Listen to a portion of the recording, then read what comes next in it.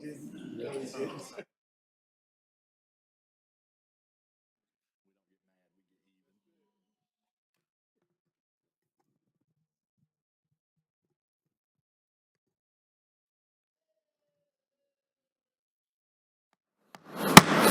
the mayor of the town of Clayton, I'd like to call this regular town council meeting to order.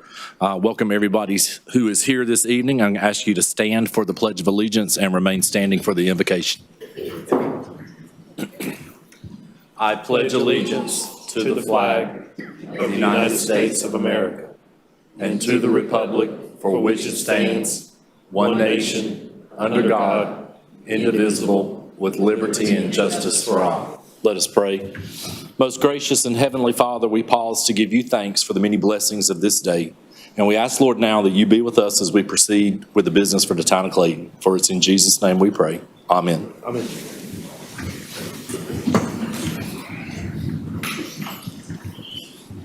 I'll now entertain a motion to approve the agenda. So moved.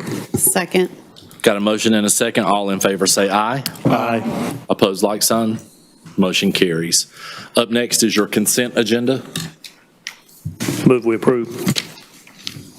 Second. We have a motion and a second to approve the consent agenda. Is there any further discussion? All in favor say aye. Aye. Opposed, like sign. Motion carries. Up next on the agenda is introduction and special presentation, and tonight we're going to begin with the recognition of Johnson County Industries JCI volunteers. All right, if the staff and participants in the JCI program could join me up front, come on up. Don't look the other way, Dan.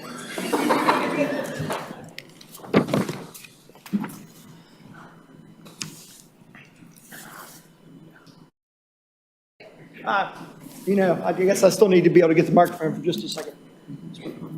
Okay, all right, awesome. Mayor, before y'all tonight, Mayor and council members before y'all tonight are members of the participants in the JCI program, and they've been assisting Parks and Recreation since the beginning of the semester.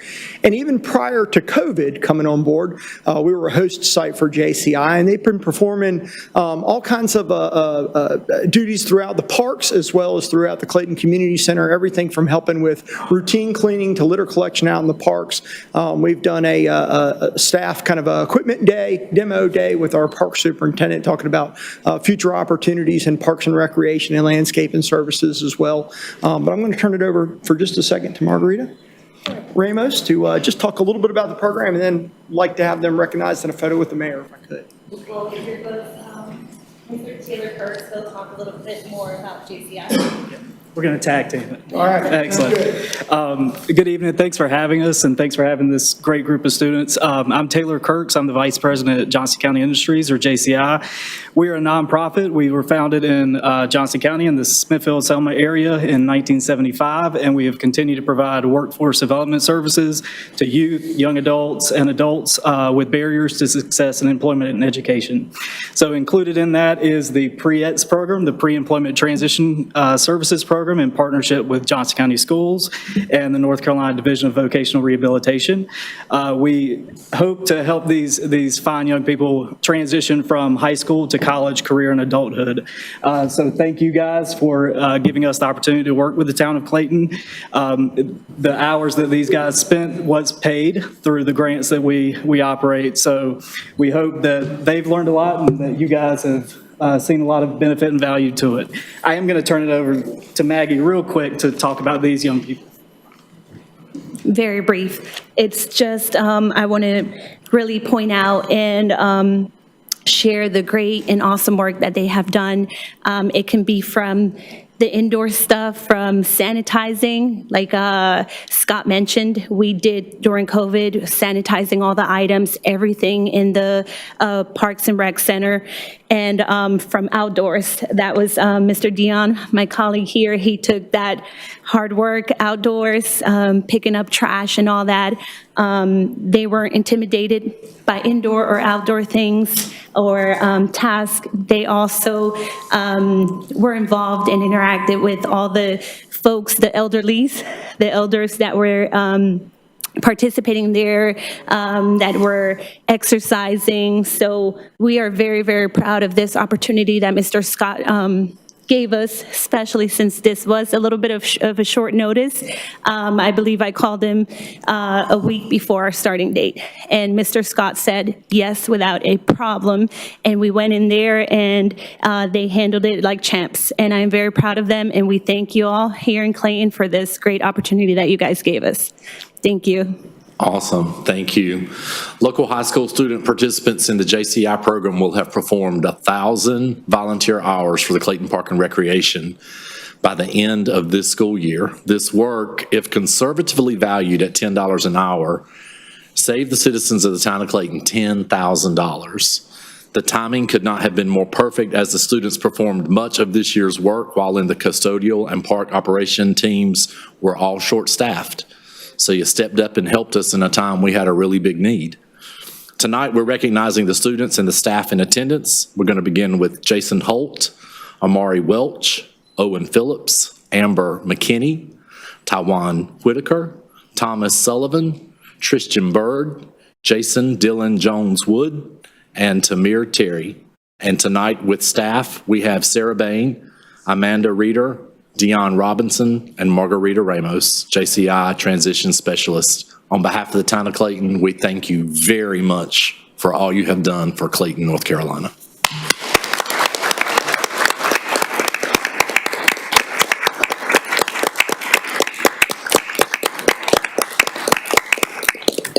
And we're going to get a picture.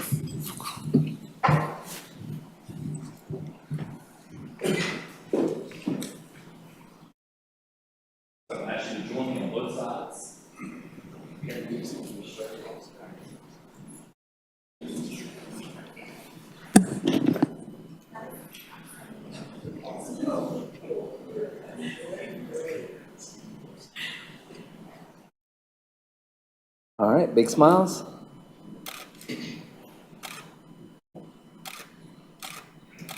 Perfect. Come on, get your picture.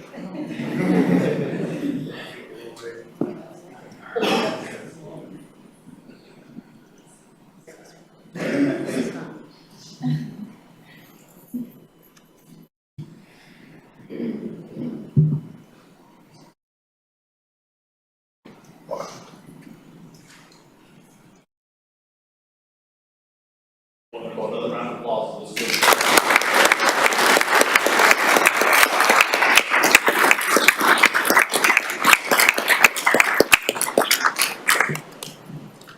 Guys, you're welcome to stay, or welcome to go.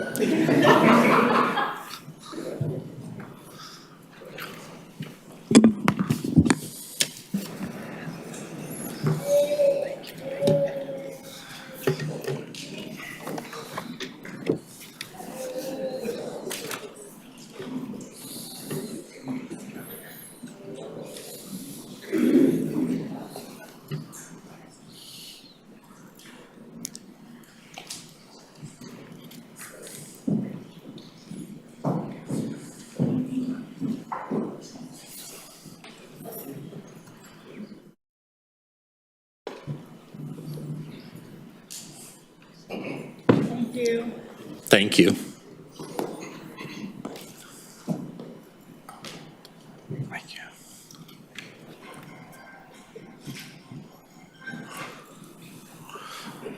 So this time I would ask our Public Works to have a seat, but you guys are never used to sitting down, so I'm gonna let you stand there. Up next on the agenda is proclaiming May 15th through 21st, 2022 as National Public Works Week. And at this time, I'd like to read our proclamation on behalf of the town of Clayton. Proclaiming May 15th through 21st, 2022 as National Public Work Week, Ready and Resilient. Whereas Public Works professionals focus on infrastructure, facilities, and services that are of vital importance to sustainable and resilient communities and to the public health, high quality of life, and well-being of the people of the town of Clayton. Whereas these infrastructure facilities and services could not be provided without the dedicated efforts of public work professionals who are engineers, managers, and employees at all levels of government and the private sector who are responsible for rebuilding, improving, and protecting our nation's transportation, water supply, water treatment, solid waste systems, public buildings, and other structures and facilities essential for our citizens.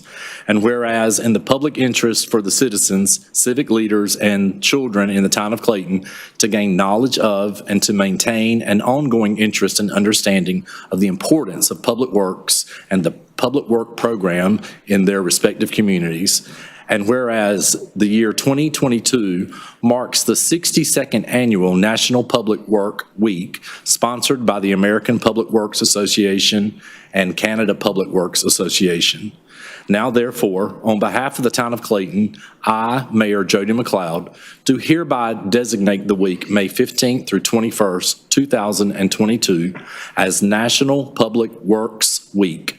Citizens are urged to join with representatives of the American Public Works Association and government agencies in activities, events, and ceremonies designed to pay tribute to our public work professionals, engineers, managers, and employees, and to recognize the substantial contributions they make to protecting our national health, safety, and quality of life. Duly proclaimed the second day of May, 2022, while in regular session. And let me say in simple terms, the town of Clayton could not make it without you. And tonight we honor you and we thank you. And I'm going to ask you to join me up front for a group picture. Let's hear it for these guys.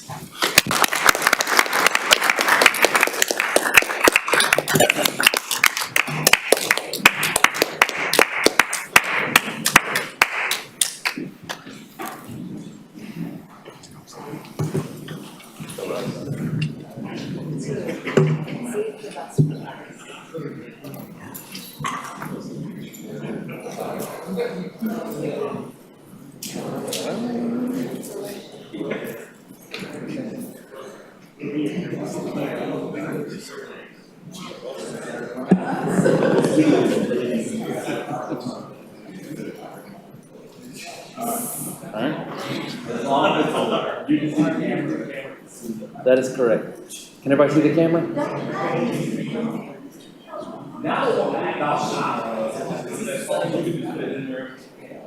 All right, we're going to bring this side in a little bit.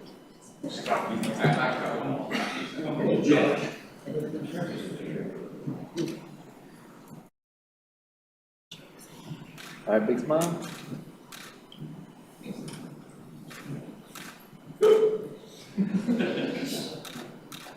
Perfect.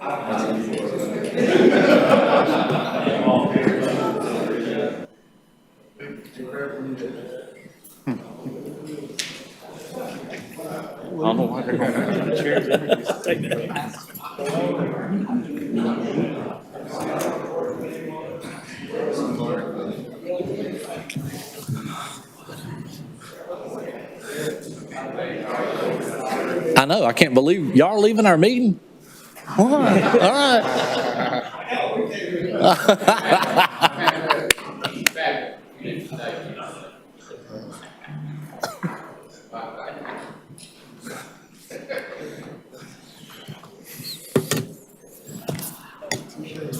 We are really fortunate in the town of Clayton to have a great group of public works, without question. The next item on the agenda is proclaiming May 1 through 7, 2022 as Municipal Clerks Week. And I would like to read a proclamation to honor municipal clerks. Town of Clayton proclaiming the week of May 1st through May 7th, 2022 as the 53rd Annual Professional Municipal Clerks Week. Whereas the office of the Professional Municipal Clerk, a time-honored and vital part of local governments, exists throughout the world, and whereas the office of the Professional Municipal Clerk is the oldest among public servants, and whereas the office of Professional Municipal Clerk provides the professional link between the citizens, the local governing bodies, and agencies of government at their levels, and whereas professional municipal clerks have pledged to be ever mindful of their neutrality and impartiality, rendering equal service to all. Whereas the professional municipal clerk serves as the information center on functions of local government and community, whereas professional municipal clerks continually strive to improve the administration, the affairs of the office of the professional municipal clerk through participation in education programs, seminars, workshops, and the annual meetings of their state, provincial, county, international professional organizations. Whereas it is most appropriate that we recognize the accomplishments of the office of the professional municipal clerk. Now, therefore, on behalf of the Clayton Town Council, I, Jody McLeod, Mayor of the Town of Clayton, do recognize the week of May 1 through May 7, 2022 as Professional Municipal Clerks Week, and further extend appreciation to our professional municipal clerks, Interim Town Clerk Sherry Scoggins and Deputy Town Clerk Heidi Holland, and to all the professional municipal clerks for the vital services they perform and their exemplary dedication to the communities they represent. Duly proclaimed this second day of May, 2022. We are overwhelmingly appreciative to the professional municipal clerks, and especially the two we have in Clayton, North Carolina. So thank you, and I'm going to ask you both to join us down front and our entire council for a photograph.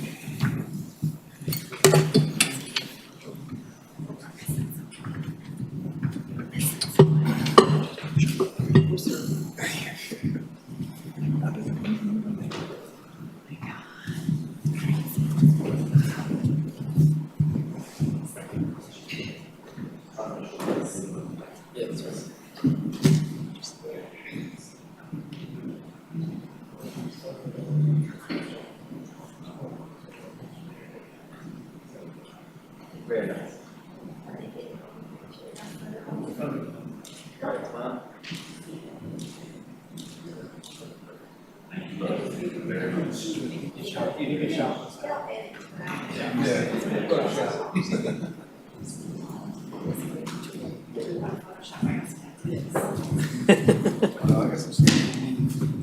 Yeah, I got some requests. Thank you. Thank you.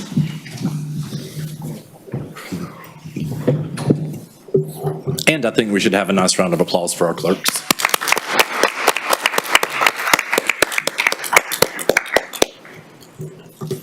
All right, up next under public hearings is the intent to permanently close Mill Street.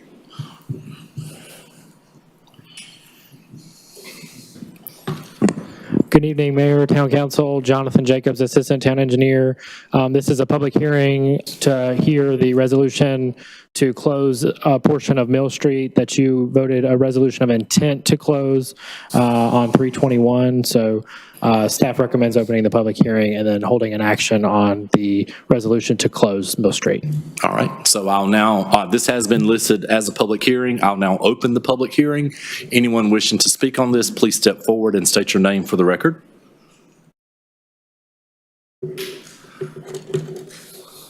And I'll pull up a map while she comes up.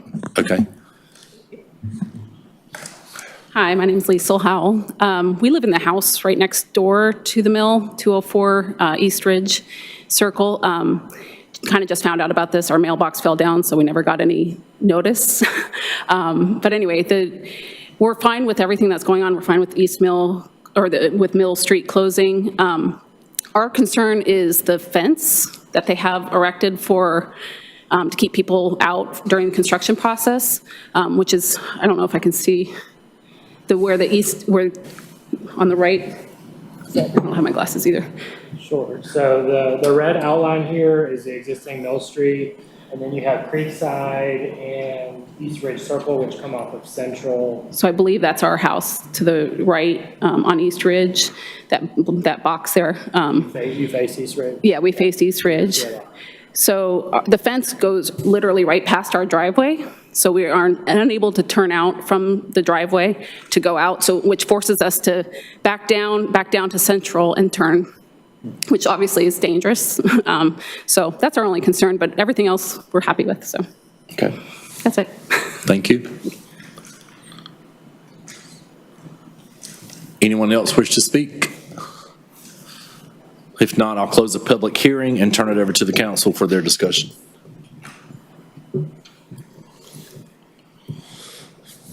Ms. Archer. Thank you. I appreciate you being here tonight to share your concern. I'm just making sure that we can note that somehow, even outside of the public hearing, because I know it doesn't necessarily pertain to the closing of the street.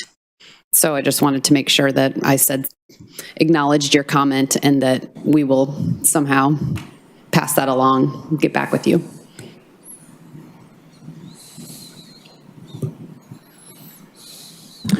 Yes, we can certainly talk to the contractor. I was not aware that we had, there was any fence blocking driveway, so we can certainly have that probably moved tomorrow. I agree that would be a safety concern. But the intent of the closure, not to dismiss what she brought to our attention, is outside of that limit, so that would be just related to the spinning mill project, not necessarily the closure of the right-of-way. Okay. Thank you for clarification.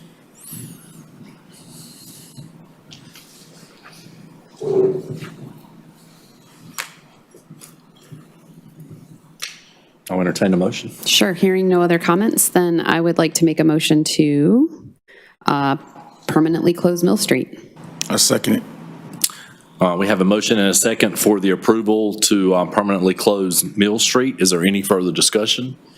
All in favor, say aye. Aye. And opposed, like sign. Motion carries. Thank you. All right, up next under new business is amend animal control fees to coincide with the Johnston County Animal Control Fee Schedule.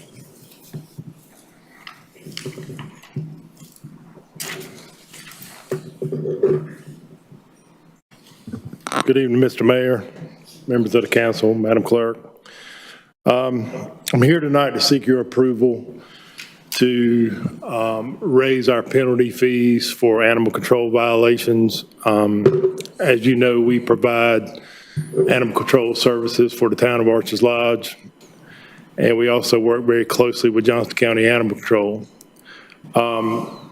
Last year, I came before the council due to a couple incidents we had that caused me to look at our animal control ordinances a little closer. And with the help of Jim Cawley, we rewrote it to further define dangerous dogs and put a process in place on how to handle those kind of cases. That ordinance amendment was approved, and this is basically phase 2 of that ordinance amendment, is raising our animal control fee violations to align ourselves with Johnston County, and the town of Arches Lodge is also raising their fees to match ours. So that's the reason I'm here, and I'll be glad to try to answer any questions you may have. Questions or comments for the chief?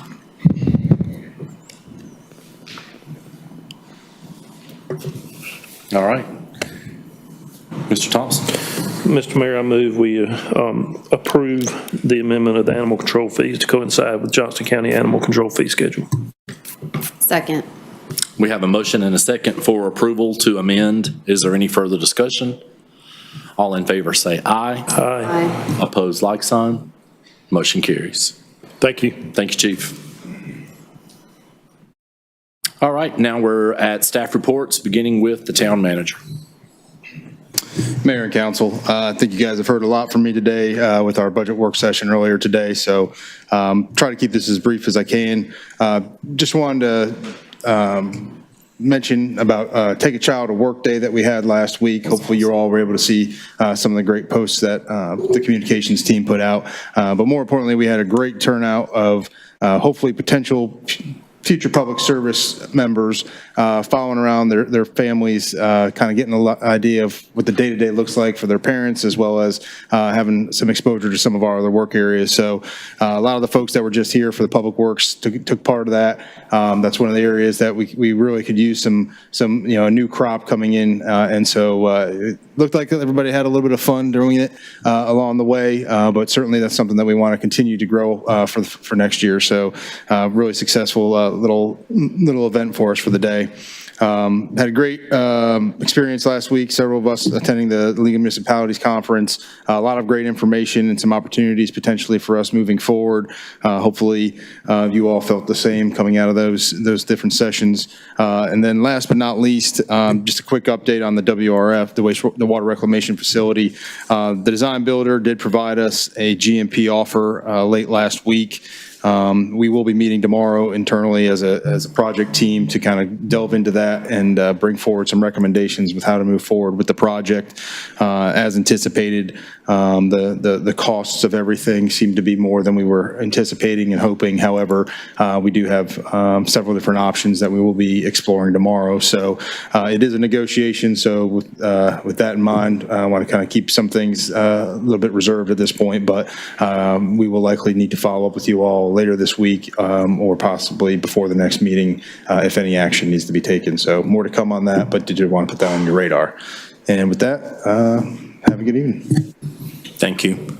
I would like to say that I enjoyed the attention given on social media to taking a kid to work day. And I do hope we can fortify that for the next year, because it was amazing on so many levels. And I would like for council to consider, as we move in a very tight budget year, to seeing if we can't do something to help accelerate that, because that really is something to celebrate. It's awesome. All right, town attorney? No report. Town clerk? No report. Any other staff? All right. Now, under other business, informal discussion and public comment. I'll now open the floor for public comment. Anyone wishing to speak, please step forward, state your name for the record, and please keep your comments to 3 minutes.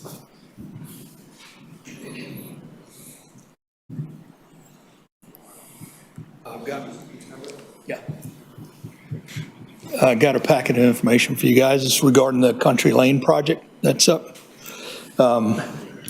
There's a meeting set for Good evening. May 16th that. Would you please state your name? Oh, I'm sorry. David Cawthorn. I live at 3109 Horseshoe Lane on the backside of this property. In this packet, on the first page, you're going to see a letter from the Wolf Clan chief, excuse me, of the Tuscarora Nation. He's declaring that that area is sacred Tuscarora ground. The second document you see in there is from Timothy Tuscarora Jacobs that lists a lot of concessions that we would like to have. I'm not here to present. I mean, that's why I gave you the package. Probably couldn't go through it in 3 minutes anyway. The third thing you have in there is a letter from Alexander McGirt, who is a professor at NC State, a forestry professor, and working on his doctorate. He came out and measured one of the trail trees that we have out there that are pointer trees for sacred and important indigenous people sites. And he estimated the tree between 288 and 366 years old. We use non-intrusive method to measure it because if you do a core sample, it could damage the tree. It allows disease and bugs to get in there, and it's just not a good thing to do.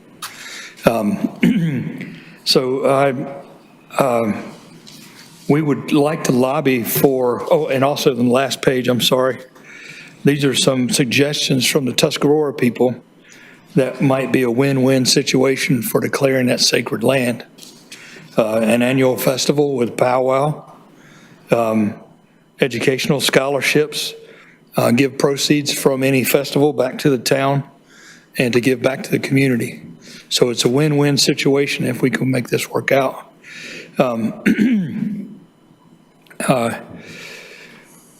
I think one of the things that is most important to us is, well, it is the most important thing, is it's sacred ground, because there's not that much of it known. I mean, we built on top of stuff we didn't know was there. But now that we know this is there, it is our sovereign duty to protect it, right? The other half of our side, I mean, that's way too short, but like I said, I'm not here to present. But the second part is protecting that blue line stream back there. We've been in touch with Army Corps of Engineers and with Division of Energy and Natural Resources. They said that I guess they can't get into it until the permit is passed. And then well, not passed, but they oversee what's in the permit, and they would get on it at that time. But they seem to be, I'm not going to put words in their mouth. They were really interested in making sure that creek's protected because it's been damaged in the past. Big concerning issue for us, and Michael's going to speak on it, is the proposed plan that they had at the last meeting shows a retention pond for all of the runoff to go, and it's in the floodplain of the creek. It makes no sense. It makes no sense.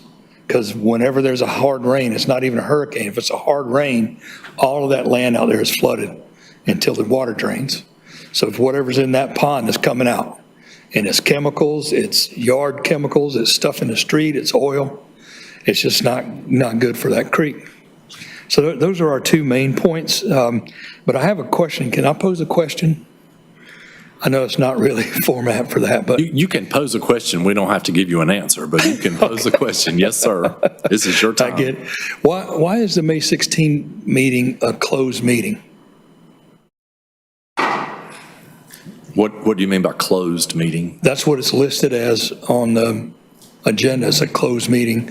I was assuming that meant no public comments.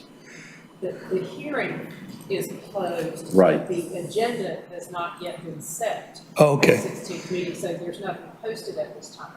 So what's the difference between a hearing and a meeting? Well, we had the last time, it was slated on the agenda as a public hearing, which means that was the opportunity for public input. Okay. When that was finished, the public hearing was closed, complete. And then the motion to table this until the May 16th meeting was made. So when we pick back up on May 16th, we will pick up right where we left off with discussion and deliberation around the project. Okay. So there won't be, at that time frame, there won't be any public comment, any additional public input, because that's already been solidified. Now, there will always be public comment at the end of every Town of Clayton meeting for people to express their concerns, grievances, appreciations, or whatever. But that's really the only difference. The public hearing has been held, and now when council reconvenes May 16th on that particular agenda item, it will be for their discussion. So it was very good to come tonight to bring some additional information for council to look over and to bring into consideration when they go into deliberation to figure out what they want to do with this. One more thing, that the Tuscarora representatives that were here last time, Chief Robert and Timothy, both want a chance to present and talk about how important this site is to them. Is there an opportunity that could happen? Maybe not at the next meeting, but sometime? I would think if they wanted to come during any public comment phase, I think that would be more than appropriate. I think you have to keep in mind, we have just gone to time limitations because, as you've already known, our meetings never convene as quickly as this one is going to convene. Right. So we have time restrictions, but they're more than welcome to come and speak and say what they want to during those time periods, absolutely. But it won't be a separate agenda giving them the floor to discuss. They'll just have 3 minutes. Correct. Okay. But now any information, and I think it's fair to, and I'm more than fair, to acknowledge at this time for myself and I'm sure for this council, we've received a number of emails regarding this particular item.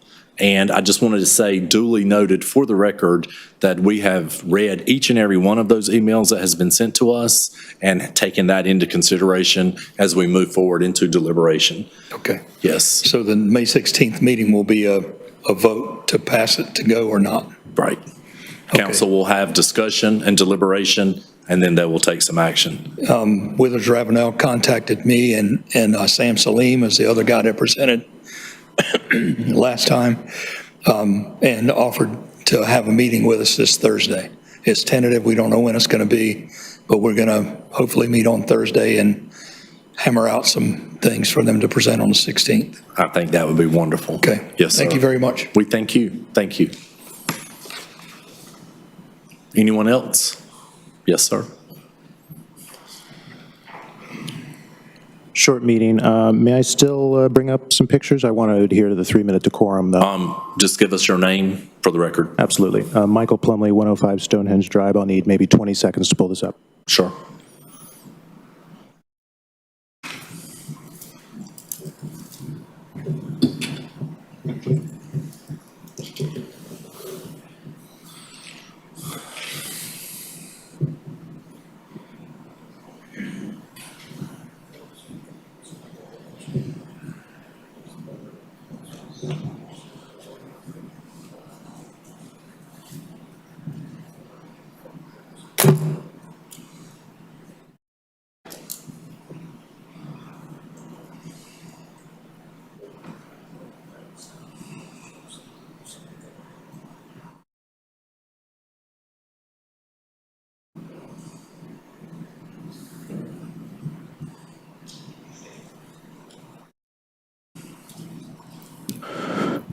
First picture is not going to come up, but that's all right. I'll just skip it as soon as it loads.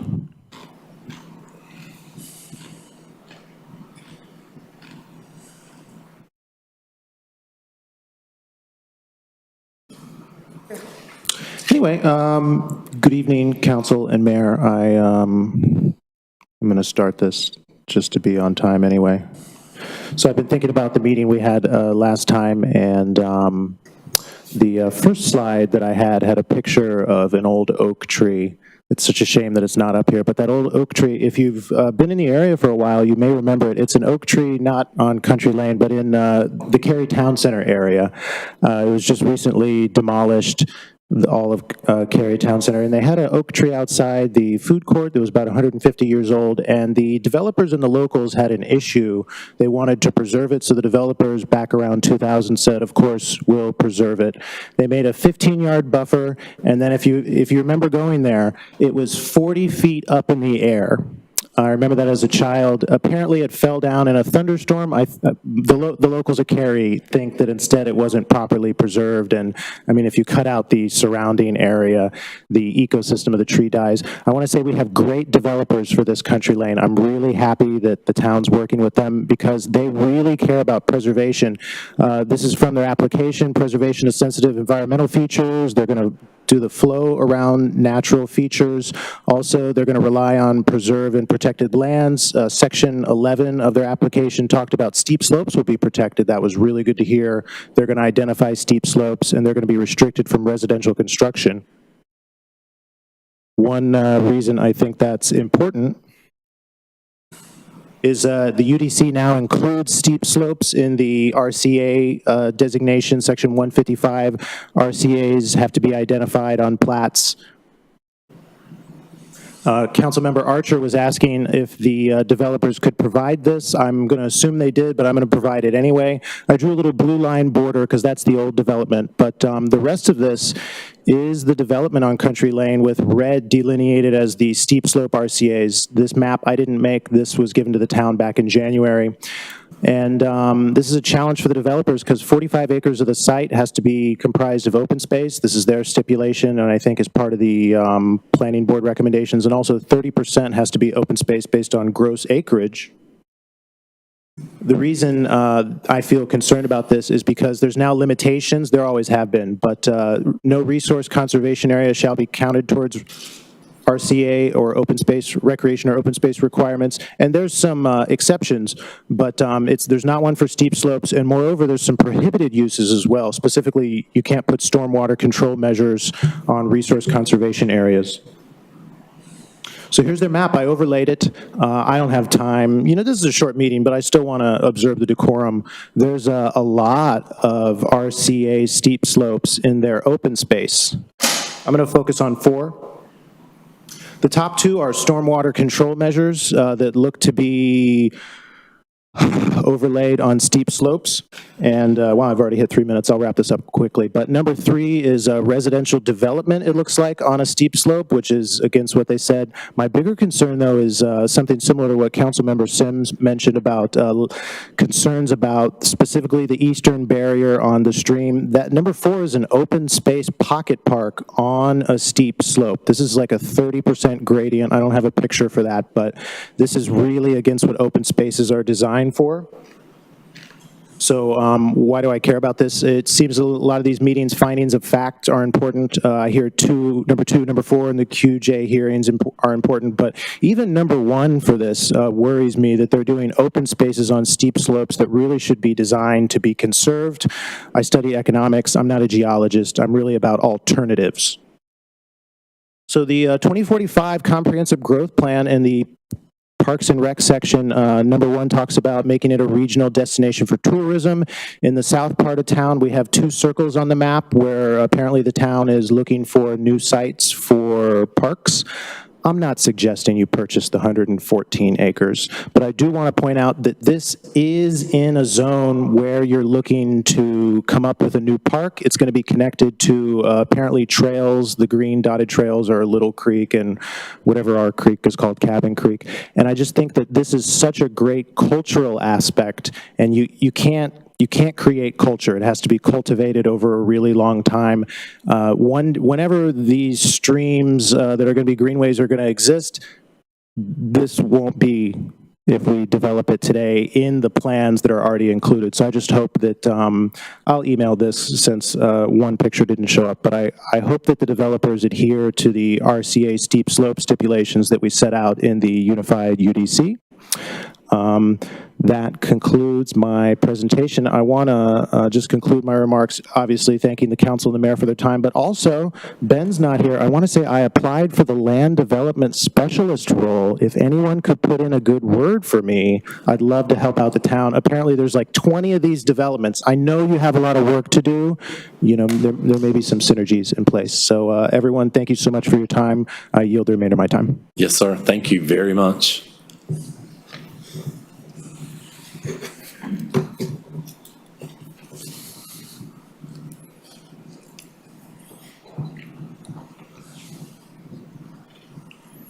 All right. All right. Anyone else wish to speak? Yes, ma'am. Please step forward and state your name for the record.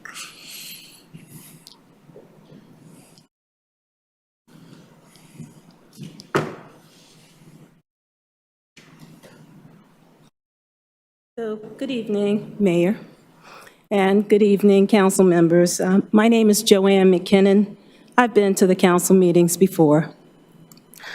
I have 3 topics that I want to discuss, and they're very diverse, and I want to say this. Upon my coming in here, I loved seeing the diversity that was in this room. It's wonderful. Clayton is growing, and I love where I live. But I do have some observations about my subdivision. Rollingwood subdivision, as you know, is being developed. There are new houses, 37 houses that are being built. The observation that I have is simply this. From Monday through Saturday, there is building going on. In fact, as I was coming here at 6 o'clock, it was still going on. I feel very bad for my neighbor whose house is right in front of or in back of, depending upon your perspective. His house is right there. I'm surprised he's not here. And for a person to come home from work and still hear that cacophony going on, it's just ridiculous. I work from home, so I hear it all day long. And what I would simply hope is that the builders, and I know that time is of essence for them as well, time is money, but give us a break. The weekends should not be filled with the noise of building, and especially if it's going on from Monday through Saturday. So I'll say that. My second thing that I want to speak about, topic that I want to speak out about is making connections in this town, making connections through community, through events. And one of the things that I had proposed previously was to have some type of musical event that would go on for possibly 3 days, where you have different genres of music. Now, I like a eclectic selection of music. I like bluegrass, like some of y'all. I like country. I love Patsy Cline. But what I would love to do, but I also love Thelonious Monk. I also love rock.